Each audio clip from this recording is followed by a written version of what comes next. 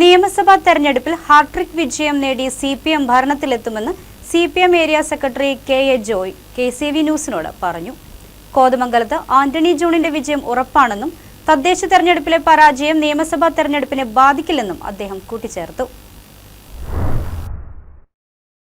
10 വർഷത്തെ LDF സർക്കാരിന്റെ തുടർഭരണ നേട്ടങ്ങൾ, അടിസ്ഥാന സൗകര്യങ്ങളുടെ വികസനം, ആരോഗ്യ, വിദ്യാഭ്യാസ മേഖലകളിൽ നടത്തിയ വികസന പ്രവർത്തനങ്ങൾ എന്നിവ കോതമംഗലത്തെ വോട്ടർമാരുടെ മനസ്സിലുണ്ടെന്നും 5000-നും 7000-നും ഇടയിലുള്ള ഭൂരിപക്ഷത്തിൽ ആന്റണി ജോൺ മൂന്നാമതും വിജയിക്കുമെന്നും CPM area secretary KA Joy KCV ന്യൂസിനോട് പറഞ്ഞു.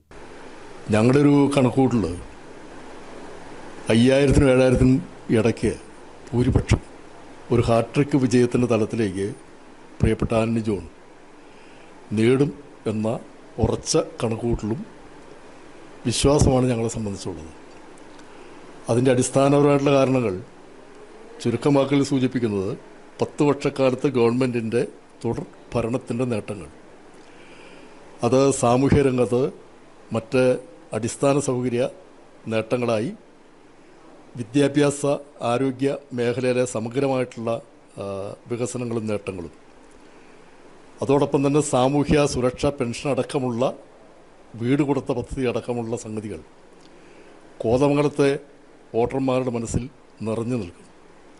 SIR പരിശോധനയും പുനഃക്രമീകരണവുമാണ് സംസ്ഥാനത്ത് വോട്ടിംഗ് ശതമാനം കൂടാൻ കാരണമെന്നും ഇത് CPMന്റെ വിജയം ഊട്ടിയുറപ്പിക്കുകയാണെന്നും അദ്ദേഹം കൂട്ടിച്ചേർത്തു.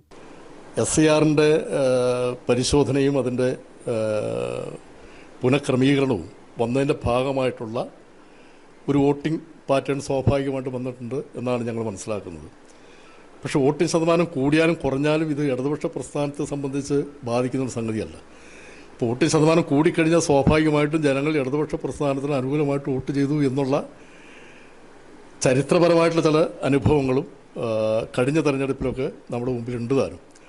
അപ്പോൾ വോട്ടിംഗ് ശതമാനം കൂടിക്കഴിഞ്ഞാലും ഞങ്ങളെ സംബന്ധിച്ച് ഒരാശങ്ക കേരളത്തിലും ഇല്ല, വിശേഷിച്ച് നമ്മുടെ കോതമംഗലം അസംബ്ലി മണ്ഡലത്തിലും ഇല്ല എന്നുള്ളതാണ് വസ്തുത. പ്രാദേശിക തെരഞ്ഞെടുപ്പും നിയമസഭാ തെരഞ്ഞെടുപ്പും രണ്ടാണെന്നും തദ്ദേശ തെരഞ്ഞെടുപ്പിലുണ്ടായ പരാജയം നിയമസഭാ തെരഞ്ഞെടുപ്പിനെ ബാധിക്കില്ലെന്നും KA ജോയ് പറഞ്ഞു. News desk KCV news.